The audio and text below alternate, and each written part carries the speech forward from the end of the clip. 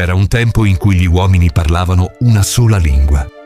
Non era solo una questione di parole, ma un modo di sentire, di appartenere, di essere legati gli uni agli altri anche senza bisogno di spiegazioni.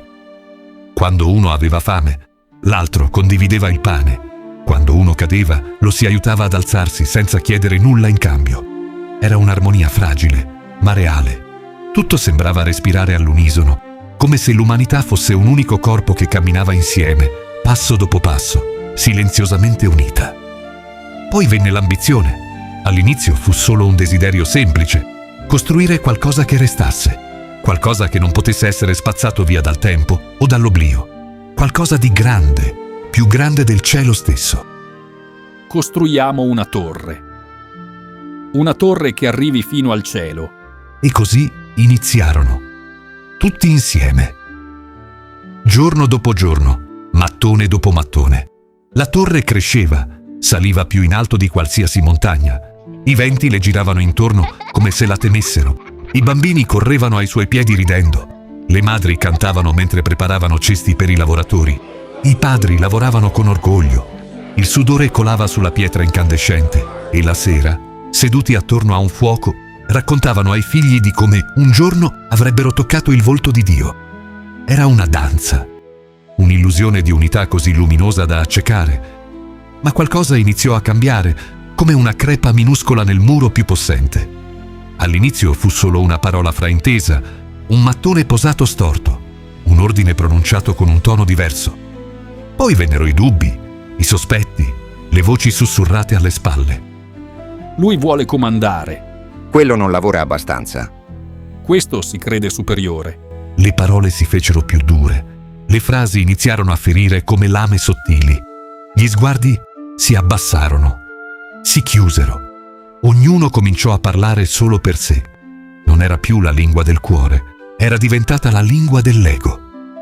Un giorno, vicino alle impalcature, due uomini si fermarono, esausti. Uno teneva in mano un mattone, l'altro un secchio di calce. Non parlavano da ore, anche se lavoravano fianco a fianco. Poi uno ruppe il silenzio. Perché stiamo facendo tutto questo? Chiese. L'altro si voltò. Lo guardò come se fosse un estraneo. Per arrivare più in alto. Ma più in alto di chi? Replicò il primo. Gli occhi dell'altro si fecero duri. Più in alto di te, forse. In quell'istante si accorsero di non capirsi più. La stessa lingua che una volta li aveva tenuti uniti ora era diventata un muro. Ognuno sentì salire un brivido lungo la schiena. La torre cresceva ancora, ma dentro di loro si stava già sgretolando. Non era più un sogno condiviso. Era una corsa. Una gara a chi saliva per primo, a chi comandava di più, a chi si sentiva migliore. E alla fine la torre crollò. Non fu un fulmine dal cielo, né un castigo divino, ma una cosa molto più umana. La confusione, la solitudine, il rumore di 1000 voci sovrapposte. Quando tutti parlano ma nessuno ascolta, tutto cade. Gli uomini si dispersero in terre lontane, ciascuno con la propria lingua spezzata, la propria verità incompleta e una nostalgia che non impararono mai a dire. Oggi viviamo in mezzo a torri invisibili. Non sono fatte di mattoni e calce, ma di profili social, di parole gettate in pasto a chiunque, di immagini curate fino a sembrare vere. Non servono più gru o scale infinite, basta una connessione. Un telefono, un dito che scorre. Tutti parlano, nessuno si capisce. Apri un social e vedi il mondo intero urlare: guardami, ascoltami, seguimi. Ma quando cerchi qualcosa di vero, una parola autentica, un gesto sincero, trovi un silenzio strano, un silenzio pieno di rumore. Abbiamo 1000 modi per comunicare, eppure siamo più soli che mai. E questa solitudine non si vede solo nello schermo, ma nelle stanze di ogni giorno. Una coppia cena nel ristorante, ma resta a fissare il telefono invece che gli occhi dell'altro. Due amici si bloccano per un messaggio frainteso, come se anni di confidenze potessero svanire per un malinteso mai chiarito.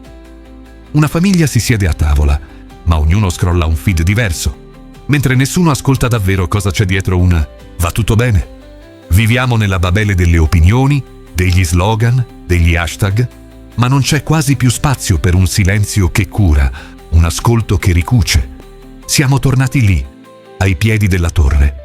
Solo che stavolta non ce ne accorgiamo. Pensiamo di essere connessi perché possiamo raggiungerci in un secondo, ma la vera distanza non è tra i corpi, è tra i cuori. E allora cosa possiamo fare? Fermarci, respirare, spegnere il rumore, ritrovare il silenzio, tornare ad ascoltare davvero, senza difese, senza la fretta di rispondere, senza voler dire per forza qualcosa di importante. Usare la lingua dimenticata, quella dell'anima. La lingua che non ha bisogno di convincere, di vincere, di salire sopra gli altri, ma solo di esserci, presente e vera. Una madre che ascolta davvero suo figlio mentre parla del suo giorno senza guardare altrove. Un uomo che trova il coraggio di dire scusa senza orgoglio. Due amici che si siedono uno accanto all'altro e si capiscono senza troppe parole. Un amore che non ha bisogno di 1000 storie pubblicate, ma di un gesto concreto. Di una mano sulla schiena quando il mondo pesa troppo. Questa è la lingua che unisce. Quella che non costruisce torri per sentirsi migliori, ma ponti per sentirsi più vicini. E se è vero che ogni torre prima o poi crolla, allora forse la vera forza è restare a terra, con il cuore scoperto, le mani nell'argilla e parole semplici ma vere. Parole che suonano come carezze.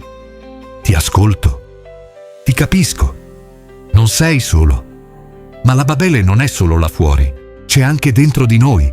È una confusione di pensieri, una giungla di emozioni e di voci che si accavallano, mentre le paure si travestono da certezze. Siamo pieni di parole, ma vuoti di senso. Costruiamo, corriamo, pubblichiamo, reagiamo, ma dentro di noi c'è una voce piccola, quasi impercettibile, che sussurra: perché? Per chi? Chi stai cercando di essere davvero? Forse la torre più pericolosa è proprio quella che innalziamo dentro noi stessi, mattone dopo mattone, fatta di aspettative, di giudizi, di maschere, quella che ci fa sentire sempre inadeguati, che ci spinge a mostrare di più, a correre di più, a dimostrare ciò che in fondo non siamo più. Forse dobbiamo smettere di salire, smettere di costruire e imparare a tornare giù nel cuore, nella verità, nella semplicità. Non so, ho paura. Vorrei solo essere accolto. Questa è la nuova lingua, quella che ha il coraggio dell'umiltà, la forza dell'empatia, la luce della verità. Non è facile. Ci vuole tempo per disimparare la lingua del rumore. Ci vuole coraggio per fermarsi e restare nudi davanti a se stessi. Ci vuole amore per tornare al silenzio. Ma se ci proviamo, se anche solo una persona ogni giorno sceglie di parlare con il cuore, di ascoltare davvero, di non costruire altre torri, ma piantare semi di fiducia e comprensione, allora forse il mondo ricomincerà a parlare una sola lingua. Una lingua che non ha bisogno di essere tradotta, perché la si sente con l'anima. E se un giorno ci accorgeremo di camminare tra 1000 torri che cadono, sapremo che non sarà una fine, ma un inizio. Perché non saremo più dispersi. Saremo di nuovo vicini e insieme, forse, potremo imparare di nuovo ad ascoltarci davvero.